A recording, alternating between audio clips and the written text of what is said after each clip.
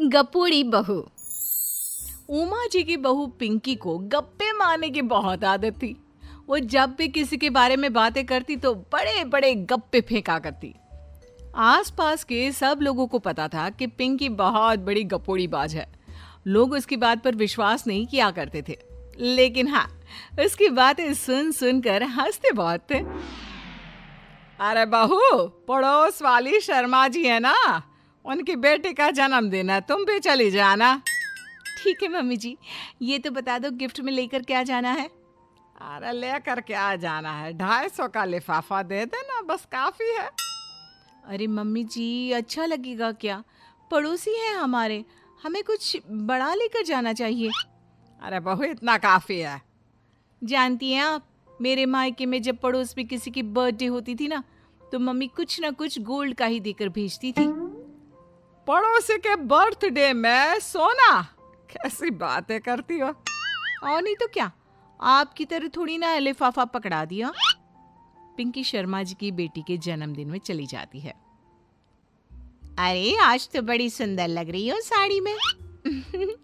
जी मैं तो लहंगा पहनकर आने वाली थी, मम्मी जी नहीं मानी।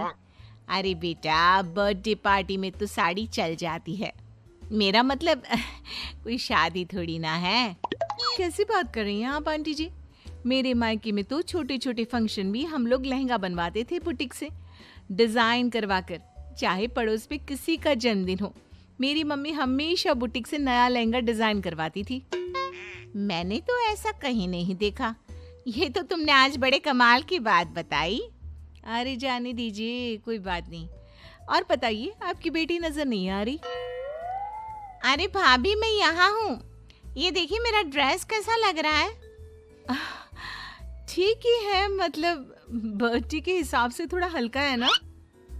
अरे भाभी, इतना सुंदर गाउन पहना है मैंने।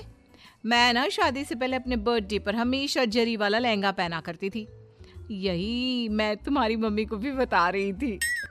इसके बाद केक काटने का प्रोग्राम शुरू होता है। सब लोग इकट्ठे हो जाते हैं। शर्मा जी की बेटी का केक देखकर पिंकी से रहा नहीं जाता। उसके अंदर का गपोड़ी बाज बाहर निकल कर आ जाता है। अरे इतना छोटा सा केक! अरे बेटा, मेहमानों के हिसाब से ही है, जितने लोग इतना बड़ा केक। आंटी जी, कम से कम 4 या 5 मंजिल वाला केक तो बनाना चाहिए था। आपकी बेटी का बर्थडे रोज रोज थोड़ी ना आता है।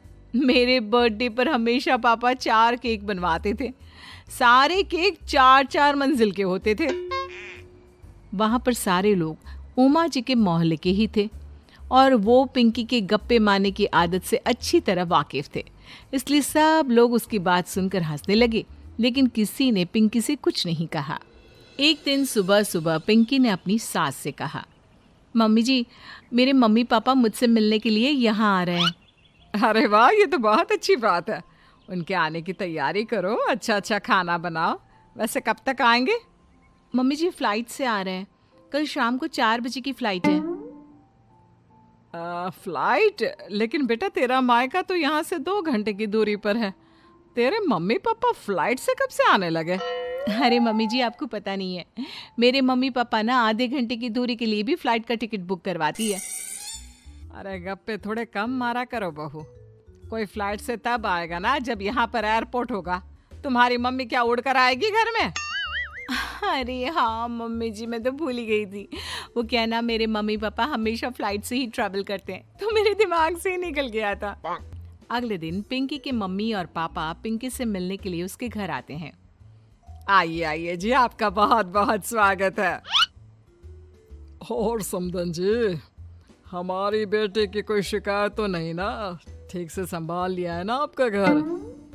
अरे मेरी बहू बहुत समझदार है, घर का काम बहुत अच्छे तरीके से करती है। बस थोड़ा ज्यादा बोलने की आदत है उसे, आपको परेशान करती होगी ना। बात तो आपकी सही है, उसकी थोड़ा ज्यादा नहीं बहुत ज्यादा बोलने की आदत है।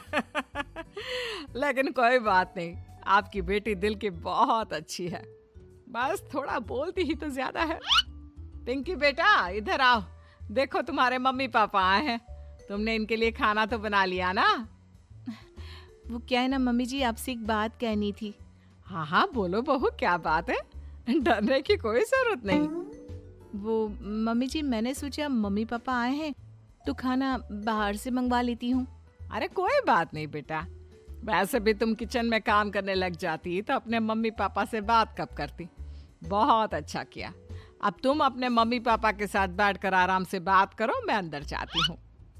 शाम का वक्त, जैसे ही दरवाजे की घंटी बजी, 3-4 लोग हाथों में खाने के बहुत सारे पैकेट लेकर उमा जी के घर पहुंच गए। अरे भाई कौन है आप लोग, लगता है गलत पते पर आ गए। नहीं नहीं माँ जी, हम तो खाने का ऑर्डर डिलीवर करने आए हैं, यहीं से बुकिंग मिली थी। अरे नहीं नहीं, आपको कोई गलत फहमी हुई है, हमारे यहाँ तो 2 ही मेहमान आए हैं। आपके हाथ के पैकेट देखकर लगता है इसमें 50 लोगों का खाना है। माँ जी आपने सही समझा, खाना तो इसमें 50 लोगों का ही है, क्योंकि हमें ऑर्डर यहीं से 50 लोगों का मिला है। अरे लेकिन इतना सारा खाना, कहीं मेरी बहू ने अपनी गप मारने की आदत के चलते ऐसा तो नहीं कर दिया। ये खाना आप रख लीजिए और हमें हमारे पैसे दे दीजिए। अच्छा वैसे कितने का बिल बना है? ज्यादा नहीं, बस 10,000 दे दीजिए। उन लोगों की बात सुनकर उमा जी पिंकी को आवाज देकर वहां बुलाती है। जैसे ही पिंकी वहां आती है, खुश होते हुए उन लोगों को वहां पर खाना रखने के लिए कहती है। अरे इतना सारा खाना क्यों मंगवाया बहू? अरे मम्मी जी, मैंने आपको बताया तो था, मम्मी पापा आए हैं तो मैं खाना बाहर से मंगवा रही हूँ। ये बात सही है बेटा, लेकिन 2 लोगों के लिए 50 लोगों का खाना? अरे मम्मी जी, कुछ कम पड़ जाए तो अच्छा थोड़ी ना लगता है, और मेरे मायके में तो ऐसा ही होता है, एक्स्ट्रा खाना मंगवाते हैं हम लोग। तभी पिंकी के मम्मी और पापा वहां पर आते हैं। अरे बेटा, एक्स्ट्रा खाना मंगवाने का मतलब ये थोड़ी ना होता है कि 2 लोगों के खाने के लिए 50 लोगों का खाना मंगवा लो। और बेटा, तुम्हारी गप मारने की आदत के चलते 10,000 का बिल आया है, तुम्हें नहीं लगता ये गलत है? देखो बहू, बढ़ा चढ़ाकर बातें करना अपनी जगह, लेकिन इतनी बड़ी बड़ी फेंकना भी गलत है ना। पहली बात तो इतने सारे पैसे लगे, और दूसरी बात खाना वेस्ट होगा। आप लोग ठीक कहते हैं, मैं आज के बाद अपनी इस आदत को कंट्रोल करने की कोशिश करूंगी और अब से गप थोड़ी कम मारा करूंगी। पिंकी की बात सुनकर सब लोग हंसने लगे।